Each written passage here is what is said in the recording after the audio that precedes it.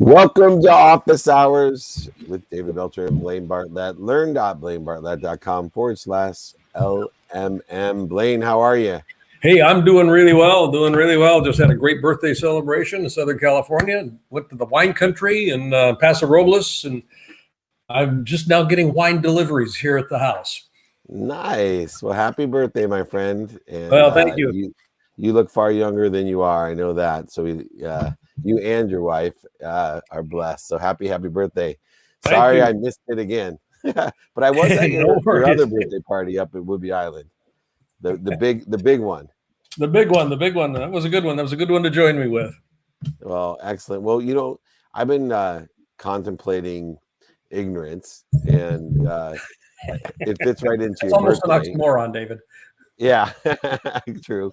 But it's interesting because I'm 53, and more and more understanding. The more I know, the less I know, and one of the interesting nuances of ignorance is how humility and arrogance play its role within the context of ignorance, because all human beings are ignorant. Um, the anchor of my faith is that the omniscient, the all-knowing, the abundant loves me as much as I love my children, and therefore I can have faith and be humble in my ignorance. And fear is what creates this arrogance of ignorance. And one of the aspects that I found interesting is that sometimes it's not just the people that lie to us, manipulate us, cheat us, but it's truly the people that love us the most that are most fearful for us. So people that are arrogant and ignorant are fearful for themselves, and they will project that insecurity with that arrogance and pretend like they know what they know as experts and create conditions and judgments. But the more dangerous to me are the people who fear for us the most because they love us so much. Our parents, for example. And I see with technology changing so quickly that a lot of parents, they don't know what they don't know, and they're giving advice to their children because they're so afraid something bad will happen to them. And in some respects the kids know better about their future, about school, or about jobs, or opportunity, just like my mom said the internet was a fad. uh Yeah. you know that was a case of arrogant ignorance out of love and fear. What, as you have had your big birthday here, and you're a little bit older than me and much more experience in humility and ignorance, what have you learned about being a parent, about loving someone too much and be wearful of this arrogance that it can create? Well, yeah. What comes to mind as you're talking about this is the whole notion of a helicopter parent. I mean, I'll just kind of put it in that context where, yeah, people learn by making mistakes. We grow by making mistakes. We grow by putting ourselves on the edge. And if I'm not going to be allowed to fail, and I don't even want to use the word fail forward, I've got to be allowed to fail, because that's the only way that I can become less ignorant. And I mean, as a parent, I mean, I look at it and I don't want my kids to hurt. I mean, I don't want my grandkids to hurt. My grandson was in an auto accident about a month ago, and it was his first one. He's got his license now, and so I told him that, because he said I thought I was a good driver. I'm going, well, yeah, that's ignorance. That's ignorance, because you've never tested that assumption. Now you know what a safe distance between your car and another car is, not just in your head, but you know it in a felt manner. You know how speed works. You now have a sense of how this compresses real quick if you're not paying attention. Now you don't have that ignorance any longer. And he wouldn't have had that had he not had that accident. So that's kind of where I land with this. My kids aren't going to grow unless I let them fail. Yeah. Yeah, and the easiest. I mean, just think about your girls, or as they were learning to walk. They tumbled a lot, and you just let them get a bruised shin. You let them get a bloody nose, and that's how they learn. And yet it's so difficult. Number one, as parents or as humans, pain itself, struggles, failures, setbacks, uh, resistance are deemed in perspective as a different thing for ourselves. And I find it really interesting that some people that can't handle or have the wrong perspective of pain, setbacks, failures, they then project some new reality onto their children, Yeah. that somehow pain should mean something different to them. I was in Sedona years ago, and I was sitting on the bank of a river, and there's kind of rocks all around and whatnot. And this family came down the trail, and mom and a dad and two young kids. The youngest boy I think was about 4 years old, maybe 5 years old. He wandered down to the bank, and he picked up a rock, and he was tossing the rock into the water. And Dad was sitting back under the shade of a tree, and he says, Tommy, come back away from there. You're going to fall in. And Tommy turned around and looked at him, and then he bent down, picked up another rock, and tossed it back in into the water. And Dad said, Tommy, I said, get away from there. You're going to fall in. Well, this happened 2 more times. So 4 times here. And Tommy would look, he heard his dad. And finally, Tommy just kind of turned around and stood with his hands on his hips and said, Dad, that's your fear, not mine. And then he bent down and he picked up a rock and he tossed it back in the water. And Dad went, and Dad got up and came down and joined him. I mean, oh, nice. That projection is where we limit others. Yeah. And it's interesting because, there's 2 types of fear that's placed upon us. And fear to me is an interference, right? Fear is an ego-based consciousness directed to creating that interference. So there's fear that's created by our own personal experience. So I've seen individuals that grew up and things happen to them, and they then take on fearful behavior. And then there's people who have had things happen to them, and they've learned that, oh, this isn't so bad, and they become less fearful. And you see like just extraordinary things on, especially when I'm thinking skateboards and motorcycles and the things that I've seen people do that just they've crashed so many times. And and Evel Knievel is probably the first one to break every bone in his body, and whatever that meant to him. But moreover too, just like you said, there's the other fear where I see kids go one way or the other when the parents, right? Is it a parent that sits down and throws the rock with them, or comes, which I think is the most ironic thing ever? You have a father who loves their child so much, they're so scared, and then they go down to the river, grab them, and hit them. Yeah. Oh, love me again that way. Yeah. So now you're afraid of me getting hurt, but your response to me telling you that's your fear is to hurt me, right? Yeah, and be afraid of you instead of the water. Yep. Yeah. Right. Jerry Jampolsky. I mean, you knew Jerry. I knew Jerry fairly well. He passed earlier this year.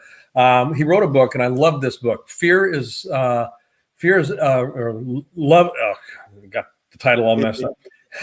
Fear is the absence of love. Fear is the absence of love. And when you're actually, I'm going to put this on a metaphysical plane, when you are actually connected to spirit, when you're actually connected to the universe in a very fundamental way, there is actually nothing to fear. The only time that fear shows up is when the ego is feeling threatened. And the purpose of the ego is to survive. Right. When you're connected to spirit, there's no question of survival, because survival just is. I mean, you can't destroy energy, you can't create energy. It just exists.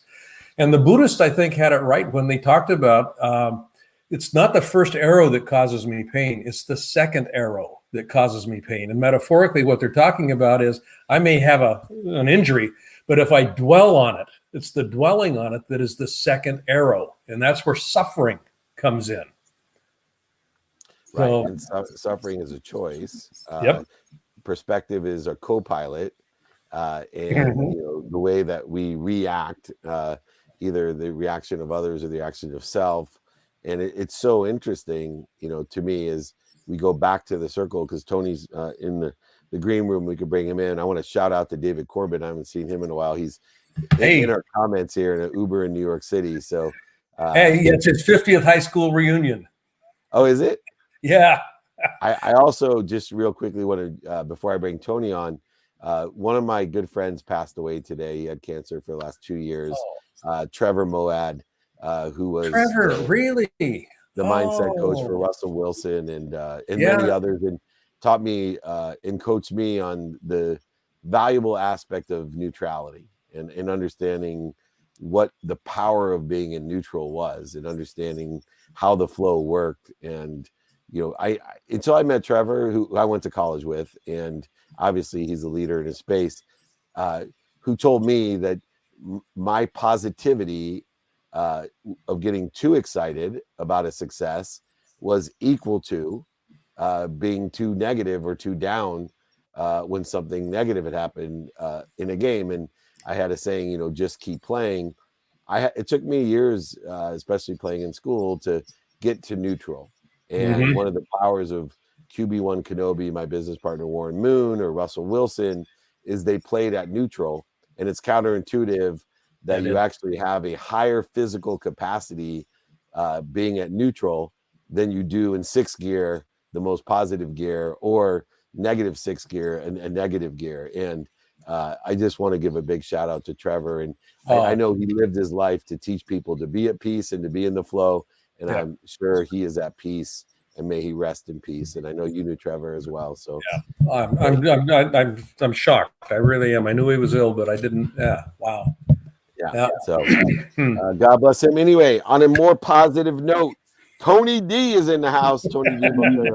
He is co-founder and CEO. There's the man. Lottery.com. It's time to get lucky, Blaine. We got our friend here. Rub my hands together here. You know what? I love the story. Not everyone knows, like I do, the story of Lottery.com. So I was hoping for office hours you could take us through the story of Lottery.com, because obviously the regulations, the rules, and the perspective of the lottery have evolved and accelerated like fantasy and gambling as well. And I'd love for you to share that story with us to start. Sure. Thanks, everybody. I really appreciate the time, David and Blaine. So I'll just say the sort of quick story of Lottery.com, is, I'll say I'm a serial entrepreneur.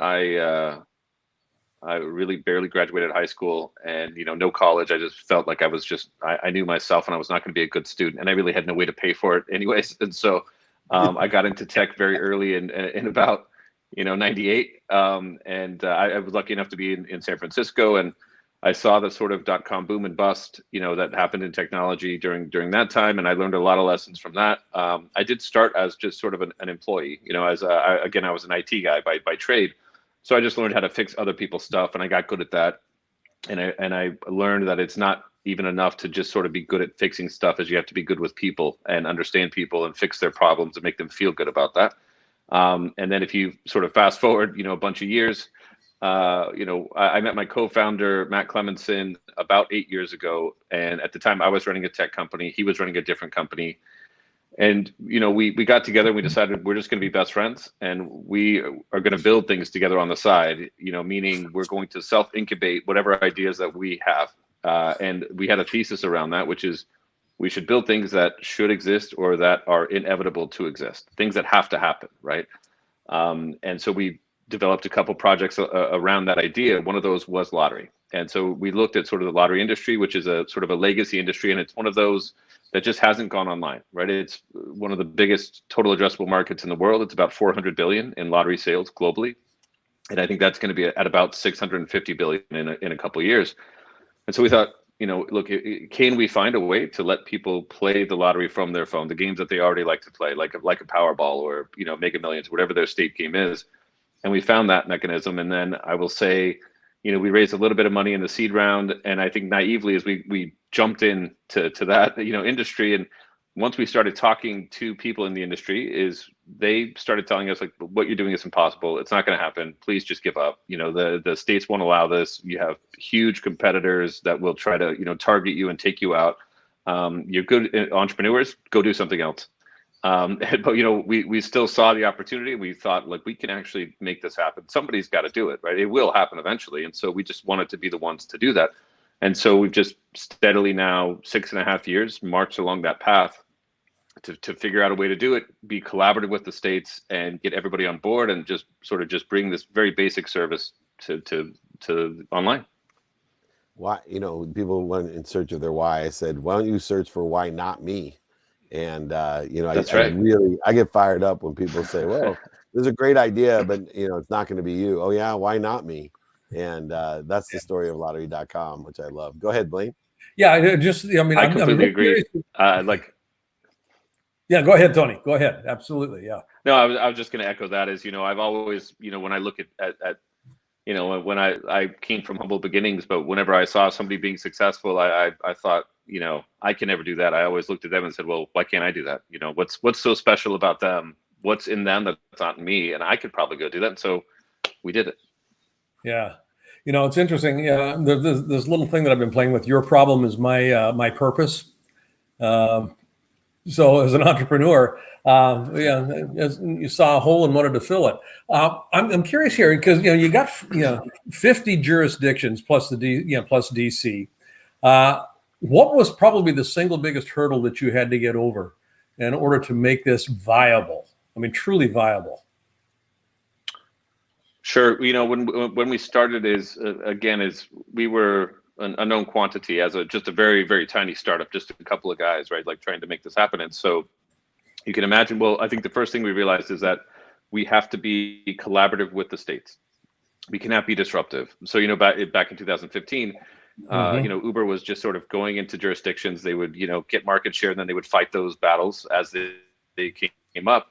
But we can't do that because the states own these games. It's their games. They take it very seriously, and there's no way to disrupt that industry.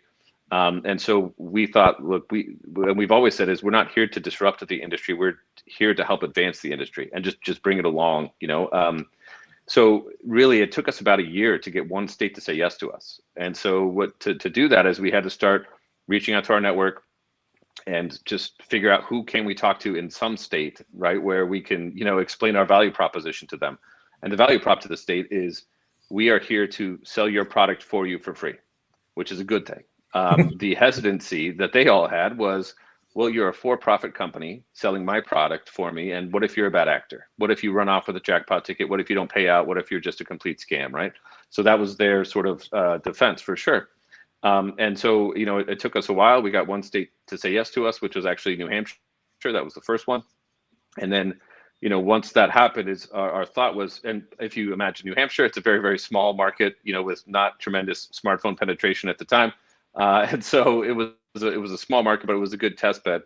And the thought was, as time goes on and we build our relationships and we just show the industry that we are a good actor, that we do everything that we say we're going to do over this now 6.5 years, that more and more states will catch on and understand that. And then, we'll build that reputation, and we can build on that and go to as many states as we can. And how many states are you? Oh, good. I was going to say, I mean, that's probably one of the best description I've seen in practice of the way that I define leadership, which is co-creating coordinated movement. So rather than being a thorn in somebody's side, you actually meet them where they are and then co-create a new reality. Yeah. Oh, absolutely. Really? One of our core values is win together. It's actually our number one core value. And what we mean by that is it's not a zero-sum game. And whenever we do any deal, whether we're talking to the states or partners or, even internally, is that we're here to find a way to make sure that in any deal that we do or whatever we're doing in the world is that everybody benefits, and if we can sort of explain that over time, people start to get it. And we exactly what you said is we can co-create a better future together and where we're all very prosperous. What I found interesting too with the Win Together approach is the lottery was actually formed to give schools education money. Most people don't know that it wasn't exactly as it was sold. The lottery money was just supplementing money that was already budgeted. So it wasn't as if they had $100 million budget and the lottery made $100 million, that there'd now be $200 million given to the school. It's just that $100 million supplemented the $100 million that the government, then they used the $100 million to pay for other stuff, which has some benefit, but not the benefit that a lot of people wanted from the lottery. Those who know that history of it. Now, Win Together is so interesting because Blaine and I, as you know, wrote a book called Compassionate Capitalism, which allows everyone to win and to create abundance and windfalls and understand how the energy of money works. Now, your Win Together program also creates philanthropy and gives back to the community as well as the state itself. What are you doing with Win Together in philanthropy that's a little different than traditional lottery? No, that's a great question. So wintogether.org is our charitable sweepstakes platform, and it's still in its infancy, and it will grow over time for sure. But the idea, sort of from a bird's eye view, is that it's a charitable sweepstakes platform, meaning we can, and I'll say lottery and sweepstakes law are very different, but so we can run these charitable sweepstakes in basically all 50 states. But it looks and feels like a lottery, meaning you donate, say, $10, $20, whatever it is, you are supporting your specific cause that you already like. And our goal there is just to give the incentive for the donor to pull the trigger on that. And we do that by incentivizing them with some kind of prize, whether that's a Cybertruck or a cash prize or a celebrity-driven experience or a vacation, luxury prizes, things like that, whatever that is. So we just want to get you over the hump there to actually take action and then build that community, which you can become more engaged with over time. And so we work with charities like the Arbor Day Foundation, OVI, I think it's the one that we're working with currently. And it's simply just a more, as you mentioned, the lottery is a bit broad and it's governed by the states, and so where that revenue goes is beholden by the state. Whereas with the charitable sweepstakes, we can be very targeted and we can say, here's the need that is apparent now, and we can focus on that. And I think what's always been important to us in the charitable sweepstakes is that the lion's share of every donation goes towards the actual good cause. So we have a minimum of 60% that actually goes to the cause, and we try to beat that whenever we possibly can. And anything else just gets recycled into more marketing and just more transactions, which ultimately leads to a higher raise, if that makes sense. And so I'm very happy and proud of Win Together. It's still small, but I think in the next couple of years, it's going to be a major driver of not just us as a company, but in driver of good things in the world. No doubt. Yeah, I love that. And I like how you're actually marrying both that social impact with the main core of your business. And that's beautiful. Yeah. Nice job. Thanks. Yeah. And also I'll just say on the sort of selfish side, it's a great way for us to reach people who maybe not are traditional lottery players, but and then we can cross sell that. And it's funny, in our ADF campaign is we found that the highest converting traffic to the charitable sweepstakes was existing lottery customers. And so, sort of cross selling those two products has been great for both sides. And how many states are you in now? We're in 12 states now, and I think I think formally we're projecting between 6 and 8 states by the end of this year. We might beat that, but really our goal by the end of 2023 is to be in all 45 states that have lotteries. There's a few states that just don't and probably will not have lotteries, but we want to be in all of them that we possibly can. And I'm sure you will. And just last question, because I know Geoff's in the green room as well. What's the critical business issue or perspective of the states that will never, or you feel as if will never have the lottery? What's their biggest objection? Oh, well, I'll say that's a tough question. So, I ask good questions, easy I love questions, and it. tough That's questions. fine. So if you look at a state like Nevada, it's in the state constitution that they will not have a lottery, and you can sort of imagine how that law got in there. That's just how it happens. Competition is one of the critical issues. Yeah. Yes, exactly. And then just sort of cultural and religious objections, like Utah probably not going to have it, Hawaii maybe not, Alaska probably not. But over time I think that will happen. But also there's just such a blue ocean ahead of us. We account for a fraction of a percent of all of the lottery tickets that are sold online right now. If we didn't open up another state in the next 3 to 5 years, and all we did was just grow within the states we're in right now, we would hit all of our projections and we'd be a very, very successful and happy company. Yeah, there's no doubt that since there's certain things that I would invest in, and one would definitely be a lottery or sweepstakes. They've been around a long time and do very well. And if done correctly, if done honestly, like lottery.com and wintogether.org, everybody can win together. We certainly appreciate you making the effort, and especially of giving everybody the great lesson of why not me. Because when I think of you, I think of why not me. And because it wasn't a big leap to say, hey, we should have lottery. I've been in the internet since 92. We should have lottery.com.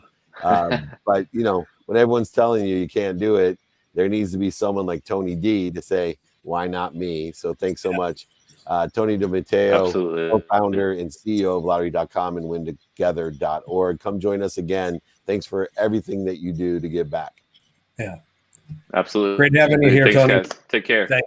Awesome, man. I love his beard too. Yeah. guys who have that look, I just want to turn them upside down though and just see what they look like. But yeah, the image. The image is like that pencil troll thing that you spin. Yeah. I love that. Oh man, we got some great guests today. So all right, we're finishing off strong here. We have someone coming on. Geoff and Steve Goldbach here. They are principals at the small company at Deloitte. Principal street strategy officer. Little tiny one here. Yeah. And these guys wrote a book. Look, now we got co-authors all over this screen, which is great. Hey. All right, so Geoff and Steve, I got to ask you a question that's very personal to me before we start. Which one of you really wrote the book? But believe it or not, not only did we both write it, but we both actually wrote it, which sometimes doesn't happen these days. It's a dirty little secret. Here's my dirty secret. This is the guy that wrote Compassionate Capitalism and put my name on it. I think all he did was ask me like a few questions of what I thought about his story, and somehow he gave me co-credit for an extremely powerful book. So unlike you two, Blaine, you get all the credit for that genius book. Here we got a true partnership, a collaboration. This is true leadership, Blaine. And from a company of leaders, I had another person at Deloitte on. I forget the title. She's amazing. But like way back in 2015, it's like something along the lines of chief mental health officer or it's a mindset officer at Deloitte, the last place in the world. Was it Jen Fisher? Yes, the amazing Jen Fisher. Yep. She just wrote a terrific book too. What's her title? Yeah. She's our chief well-being officer. Yeah, well-being. At Deloitte, she's got a brand new book out. She's got a brand new book out too, David. Yeah, I had her on. She so Jen, what amazed me is I thought for sure this was like a new position from like 2021. Like chief Deloitte's finally, no, Deloitte way ahead of the game. This was like way back in 2000. Nobody would have thought you guys did that. And I'm just so blown away. Anyway, your book, Provoke, How Leaders Shape the Future. You could not be better guest to be on with the Blaine Bartlett over here, because we talk about leadership all the time. What's the spin on Provoke being that shaping or the potter's wheel of leaders?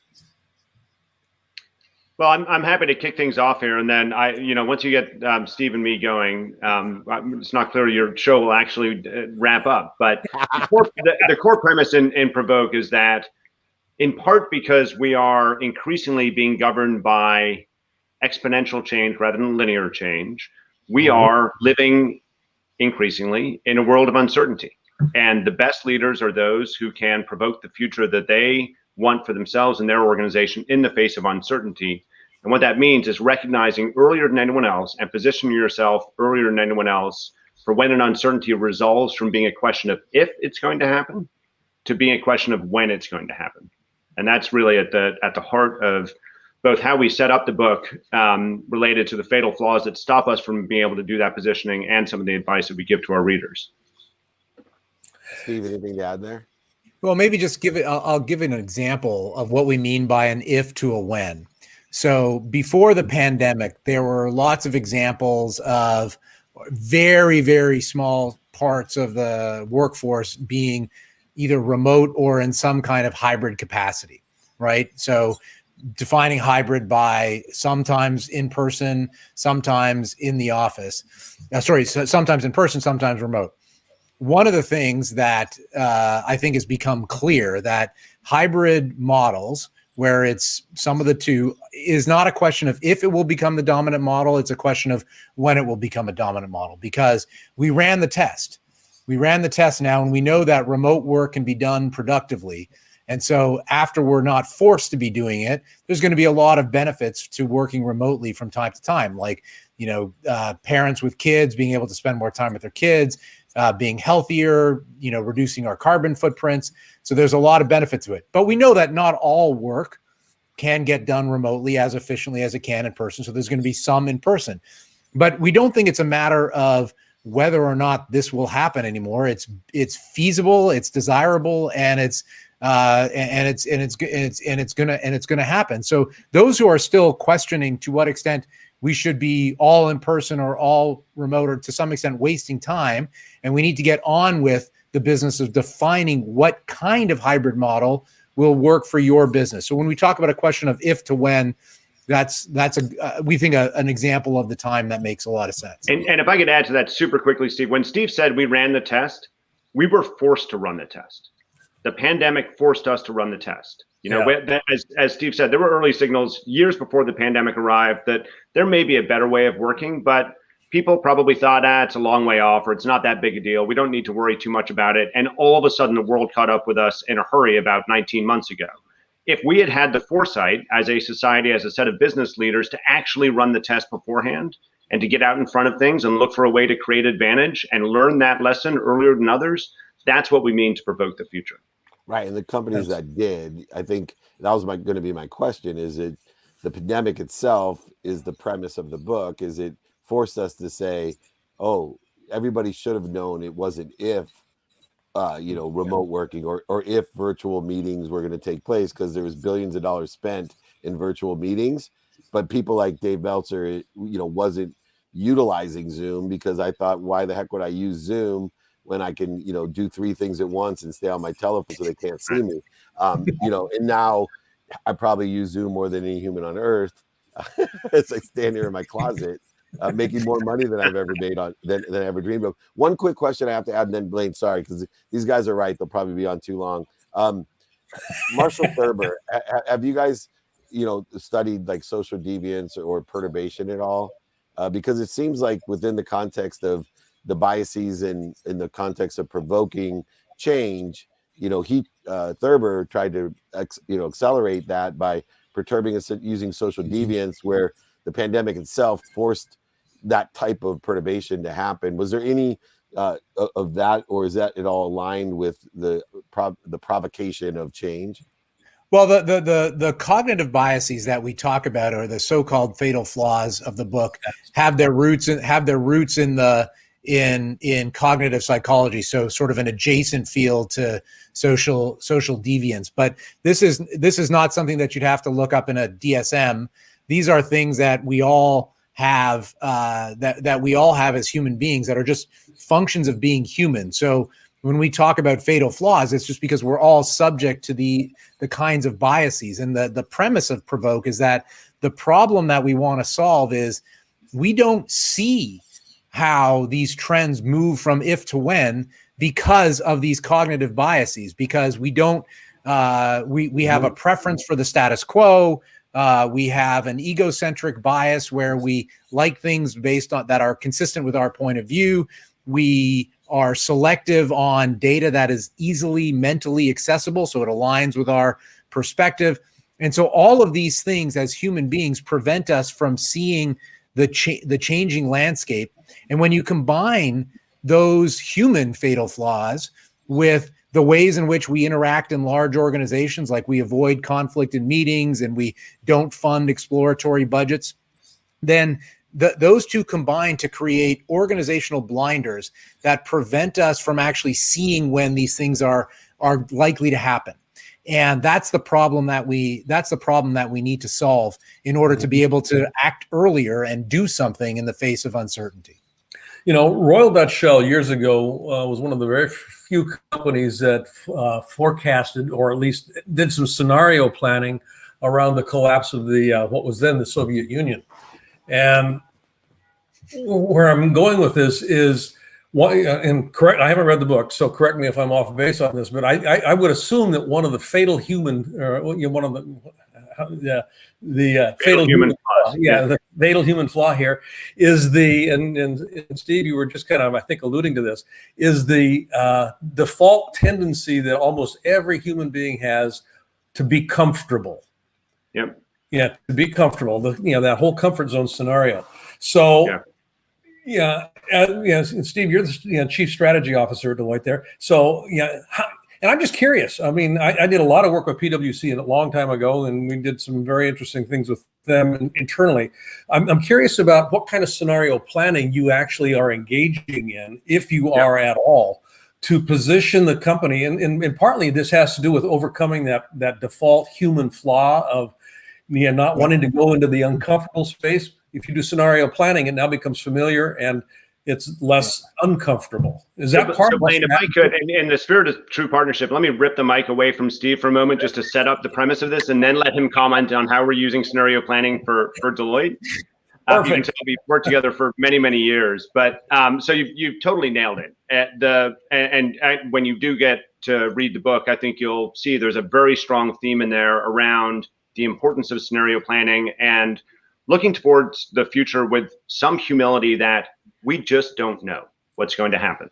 And so historically, as business leaders, the tendency has been to say, look, we have a reasonably good understanding for how the future is going to unfold. You kind of set a path forward, you create some upside and downside sensitivities, and you say, that's roughly the range that things are going to play out in. Mm-hmm. What we're now learning increasingly, and I want to come back and comment on something you said in a sec, Dave, about the premise of the book being about the pandemic. But what we're learning increasingly is that you can't actually predict the future with any degree of certainty, and you just need to say, look, we can't do it. So what we need to do instead is to create equally plausible futures and plan against all of them simultaneously, which is exactly the art of scenario planning. Yeah. What the pandemic has given us, and it's given us a lot of bad, but one silver lining to the pandemic is all of a sudden people understand what uncertainty feels like viscerally. And Steve and I did not set out to write a book about the pandemic or because of the pandemic, but we happened to start writing the book right at the beginning of the pandemic, and there could not have been a better illustration for a lot of folks about what it feels like to live in an uncertain world. So with that as a setup, Steve, maybe you can talk about some of the things that our firm is doing to use scenario planning. Yeah, I mean, we are very fortunate that the original founders of the Royal Dutch Shell scenario planning are resident within Deloitte. So Peter Schwartz, and he's gone on to Salesforce, but the company that Peter and Eamon Kelly and Andrew Blau led, GBN, was acquired by Monitor, which was acquired by Deloitte. And so it's a tool that we use. It's a tool that we use all the time. The very first thing I did when I was named Chief Strategy Officer was lead our board and our executive through a scenario thinking exercise, because we wanted to get out of the business of saying this is what the singular future is. And I think some of our best scenario work, actually, with Peter, we got the band back together, if you will, at the start of the pandemic and created collaboratively with Salesforce a set of scenarios about how the pandemic would resolve, which I think hold up really nicely, even though they were done at the beginning. It's called, if you go out and Google "A World Remade," you'll find that work. And so we use it all the time because just thinking about what you don't know, right? The one rule that I've been taught by our scenario thinkers is that the more confident you are in the future, the more likely you should just not listen to that person who's super confident. And so figure out what you don't know and what you're uncertain about, and then create multiple plausible futures is the way to go. And that's if there's one lesson that we say in Provoke, there's one strategy that you can use, one action, even in the early stages of if, all the way through when, is that envision. And that requires the use of scenario thinking. Yeah. Looking at that, it's interesting because we started the conversation earlier about, Blaine and I, about ignorant arrogance and ignorant humility. And I always say the only person in the world that likes change is a baby. And we found that out. And then the other one was certainty. And it was so funny to me when the pandemic hit that everyone's like, oh, these are such uncertain times. And I said, if somebody can tell me what's going to happen tomorrow, just call me. And I'm not the greatest financial person in the world, but I know how to make billions of dollars if somebody's certain something's going to happen tomorrow. Billions of dollars. I'll give all mine to charity. They can keep theirs if they know what is certain tomorrow. But yet everybody saw this as uncertain. It was really just the acceleration of change, which created or evoked the primal fears, right? And Blaine and I talked about that earlier. How much is the human flaw aspect related to hubris or arrogance, the human aspect of fear itself, and how do you use that fear in order to facilitate a strategic, critical business plan? Because fear seems to me to be one of the dependent variables that you would have to do in scenario strategies. Yeah, maybe Geoff, I'm going to rip the mic out of your hand for a second. And you saw me going for it. Yeah. So I would say so first of all, the fatal flaws are not because people are stupid or evil. It's just they're human, and so some leaders are more confident than others. So I think that there's a wide distribution of that. The thing that we need to address in the area of risk and is that the status quo in a world that's moving really fast, that's faced with exponential change, the status quo unfortunately feels not risky, but is incredibly risky. Right? And doing something different that's new feels really risky, but actually isn't that risky because the status quo is risky to just keep doing the same thing. So what we've got to solve is to instead of creating the gut feeling that new thing is risky, we've got to get out of the business and get people saying, oh my goodness, I've got this problem. The instinct should be to try something, right? As opposed to study something. And that's got to be the change that we want to see in the world. And the only thing I would add to that, to what Steve said, which I agree with, is that I don't think the issue so much is hubris, although that does cause blinders. The issue is confidence. And so somewhat perversely, the most successful executives have naturally a lot of confidence, and they're the ones who have the hardest time changing their behavior. And so interestingly, as we've been out in the world talking about some of these ideas, I think they've resonated increasingly with the people who have been longest in their positions or longest at their companies in an industry, who think they know how things are working, but are suddenly recognizing that actually the times are changing. Yeah, that default positioning of I'm right. Yeah, as far as I can tell, being right or the need to be right is one of the dominant human flaws in operation. People would rather be right. In my experience, people would far rather be right than get what they say they want, and that has sunk a lot of ships. That is true. It's not only being right; it's being right and then trying to continue to convince people that you're right in the face of obvious information that says you're wrong. And so I'm actually okay with being confident that you're right before you go and test it. Like, you feel confident, that's a good thing. But leaders got to be willing to say, oh, I got this one wrong. Let's do something different, because otherwise you're just doubling down on mistakes over and over again. We talk about in the book that maybe flip-flopping isn't such a bad thing. We always talk about it in the political sphere as a problem. Actually, changing your position in the face of new information is a pretty good trait. Good trait. Yeah. It's the death grip on being right that will get you in trouble. That death grip. I always say take inventory every day, and don't be afraid to tell people you learned something. And I know you write about in the book as well, just to finish up, the avoidance principles, where we have this need of, to avoid being embarrassed, which is counterintuitive, because if we are illuminating that we're learning, and we are illuminating we don't know what we don't know, this is actually the humility that protects us from embarrassment, especially of being wrong, or, of feeling embarrassed because we thought something yesterday and it's completely different today. What are some of the things that we can do for that psychological problem of overconfidence? Because our leaders, in order to get to a position to run the companies that you deal with, and Blaine and I deal with, you have to be confident. And then we're, working against our own characteristic to then be humble and to be able to, not feel embarrassed because, you know, we failed, made mistakes, but meanwhile, none of us got there without failing, make mistakes, etc. So my number one answer to your question, Dave, is engage. Engage with other points of view, and you can't engage with other points of view unless you actually have other points of view around the table. So one of the things that Steve and I write a lot about and feel very strongly about is the importance of cognitive diversity. Only if you get multiple different disparate points of view, even if they bring with them all individual human flaws, only unless you get all those views around a table and engage and discuss, will you actually be able to think about doing things differently and go and act in a way that creates the future you're looking for. But a lot of people just avoid engagement. Yeah, don't take yes for an answer. That's for sure. I learned that in my 30s and cost me over $100 million thinking not only I was right, but surrounding myself with people just to tell me I was right, which is a horrible thing. I needed Deloitte back then. Anyway, thank you both. I assume everybody can get Provoke everywhere. Amazon, I know it's one of the best sellers there. Great place to go. Reach out to Amazon, get that book. Anywhere else you want people to reach out to you guys? You can reach out to us on social media, so either LinkedIn or Twitter. I'm at Stephen_Goldbach, Stephen with a V, and Geoff is at Geoff Tuff, all one word, Geoff with a G. Geoff with a G, because you guys are all good. Well, please tell Miss Fisher I said hi, especially. Thank you so much for joining. Come on our other shows.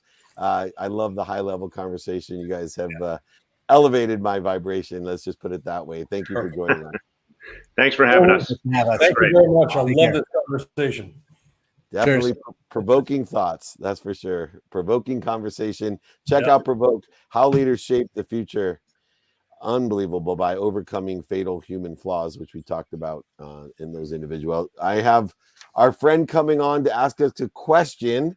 We have Altif Brown, Constellation Network, and give us a little bit of background about the architecture of the Constellation Network. And Blaine and I are here to be of service to you and answer anything that we can. We probably should have kept the Deloitte guys on and got some real answers. What do you think, Blaine?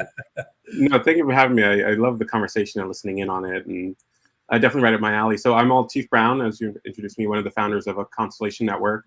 And at Constellation, we leverage blockchain, AI, edge computing to bring about cybersecurity for big data streams. Our largest client right now is through the U.S. Department of Defense. And kind of, you know, it's very esoteric, but the easiest way to ground it is when using the internet, you use HTTP, right? Hypertext Transfer Protocol. And so our hypergraph network has built or has added a new rail to the internet. So the HGTP rail is available to our critical system clients. And so we're trying to usher in like the future of decentralization, starting with big data. Sweet. And you have a question for my mentor and I? I do actually. And it's about kind of where a lot of things are headed. So I'm curious what your opinions are about like some of the big challenges that the tech sector will face in the next 5 years. And I'll start with that one. And I know, you know, as you are part of the Black LGBTQ community, it's segmentation, right? I think the biggest problem with technology is that, number one, our technology is advanced past our imagination, and two, it's created a tremendous quick segmentation of communities where when we live places or we work places, and it's real in the speed of light, real, not a metaverse. It's hard to get complete segregation of information and ideas. We were just talking about engagement previously with the Deloitte guys, right? That, you know, you want to be around engaging conversations of different opinions and different views and different life and all this. And what happens if all you talk to are, you know, Black gay men? Right. And that's all the news you get and all the vision you get. And you don't got the old middle-aged white guys, you know, giving you their opinion with open minds, open hearts, and open hands. Right. And because, look, let's be honest, majority of people have open hearts, open minds, and open hands. But now we segregate the communities, and now we close the minds, we close the hearts, and we close the hands. And then all of a sudden we get this new truth. And so I think my biggest problem, someone who's been in technology since 92, is, you know, I'm fearful of segmentation, and I'm fearful that our imaginations can't keep up with technology, and it's going to cause us to have closed mind, closed hearts, and closed hands. Yeah. And I'll pick that thread up. there's the metaverse is a fascinating. I mean, yeah, with AI, and that's all trend. That is actually happening. It's not a question that that's going to be in place. Bandwidth will be less and less of an issue. But to the point that you're making, David, I think that is going to be one of the big problems that we're looking at is the segregation of affiliation, and because it becomes so easy to segregate myself and to separate myself into an area that I feel comfortable, and we will tend to sort for that rather than objectively and consciously and intentionally go out of our way to bring in points of view that are uncomfortable or unfamiliar to us. And it's only through that diversity of information that we actually grow. I think one of the greatest risks that technology is going to be putting in front of us is atrophy. Yeah, atrophy of critical thinking, atrophy of socializing, of being able to take in disparate points of view and actually grow and expand as a consequence of that. So, it's a double-edged sword. There's almost a paradox embedded in this.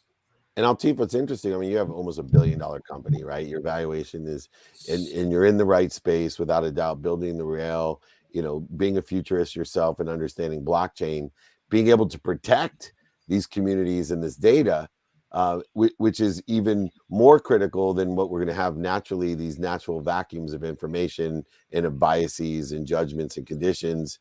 But what happens without companies like yours, where we can not only segment everybody and have a homogeneous perspective, but now we, like we saw during elections, right? We're able to penetrate that community and feed it what we want to feed it right into their biggest insecurities, right into their biggest human flaws, right into separating more and more, and once again, limiting the imagination, like Blaine says, that we have so much technology to rely on that we're not reading. I'm sure you're a self-proclaimed, by the way, tech nerd. I'm sure you read science fiction when you were young, right? I don't know one, billionaire guy like you that wasn't knee deep in Dungeons and Dragons and Star Wars and Star Trek and every other thing. Why? Because that's how you were able to materialize the brilliant thoughts into something that works today, that's now beyond our next generation's imagination, who's sitting there just receiving instead of creating and curious. And so I think we need leaders like you, young leaders with diverse backgrounds that are able to inspire everyone to imagine the oneness that we can create with your technology, not the segregated separateness that, I'm most fearful of. But I know with you make me faithful and confident when I see someone like you, because I know that's not going to be allowed with technologies of yours or leaders like you. Yep. Thank you for all those things, for sure. No, and I definitely agree with that. I think that overall we kind of have to reskill people, more broadly, of course, but even just how we use the internet. A lot of people's maturity level is very different on how we interact with data, how we interact with content. Back in school, we used to have to take a bunch of courses about internet literacy, et cetera, but people that are coming onto the internet not with having that knowledge base don't know how. And that's not necessarily their fault. It just is it's a part of kind of growing up in the internet age. And so they become easily deceived by misinformation on all sides of the political spectrum. Yeah, we need the internet to teach, because as you know, I mean, we've had checkbooks for how long, and nobody ever taught anybody how to use a checkbook. They're not going to teach them how to use the internet in the classroom, but luckily the classrooms are expanding. The information is more accessible than ever. And so we'll keep working towards the betterment of all. We certainly appreciate you, Altif, and please come back, join me on some other shows. I want to get more involved in some deeper conversations. And congratulations on your great success and the causes that you're creating. Thank you. And I will definitely be looking forward to my next time visiting y'all. Awesome. I'm going to be reaching out to you, Altif, because I'd like to get, David mentioned a couple of his shows as well. And then when we share a couple of shows, I also want to get you on the Soul of Business show, because I think that you've got something there that would be very interesting for listeners to hear. Cool. I'll talk to y'all soon. Okay. I'll get you both. Have a good night, my friend. Man, did we have powerhouse guests today? Whoa, rocking. Isn't it weird? Like, I gotta just tell you, I had no idea we were gonna go with the ignorant side of things, but it went away. I couldn't believe how it all kept tying together, in the arrogance and humility that's necessary to supply and utilize ignorance and stuff. What's your takeaway for the day, birthday boy? Well, I'm gonna, the center of the constellation has to do with fear. I think, because when we look at, provoke, people get comfortable. They're fearful of moving out into the edge. That's where growth happens. Our opening monologue, or our opening, it wasn't a monologue, what dialogue? Fireside chat. Fireside chat. There you go. Yeah, Daddy, that's your fear, not mine. So we have to be willing to fail, not necessarily fail forward.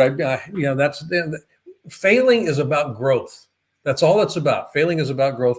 And each one of our guests today were talking about growing in their own different ways, whether it was growing into the lottery space, co-creating, with governments, moving the needle on how we as a species actually are able to connect. We don't connect because fear is in the way. And actually, the correct title of that book I referenced, that Jerry had written, Jerry Jampolsky, was "Love is Letting Go of Fear." And that's what we're working with here. Because, the universe is about love at a frequency level. That's all it is. It's and I don't mean squishy, mushy, oh, I love you sort of a thing. It's about connection. Love is connection. And that's where we move to. I love that. And mine ties into that because it revolves around the fear and ignorance that closes our mind. So open-mindedness to me in our initial fireside chat, lottery.com, it wouldn't exist. If you don't have an open mind, you're quitting on that idea, even though it's a great idea. Like, for example, I know that there has to be a solution to heal our atmosphere, right? I don't think there's a solution.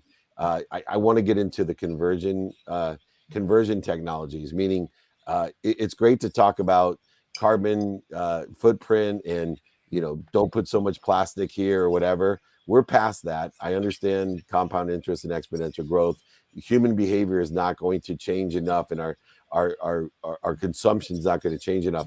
We have to have convergent technology. We have to convert the ocean, which is going to be overflowing, into drinking and farming water. We have to convert our sky into a healed sky. We have to convert trash into energy, clean energy, or food, or something that it will convert to, compost, whatever it is. But we can do it with the open mind, open heart, and open hands. We can do it the way that we put a man on the moon.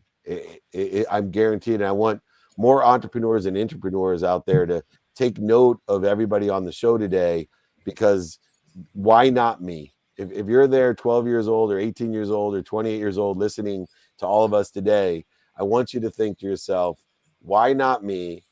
I can change the world. I can save the world with my beliefs and my imagination, and with really good work ethic. So that's my takeaway for the day. You're a testament to those things. You're going to say something? Yeah, I've got one thing to add on that, and I couldn't agree with you more on what you've just spoken about. Steve and Geoff, I want to, the idea of the status quo being the most dangerous place to be.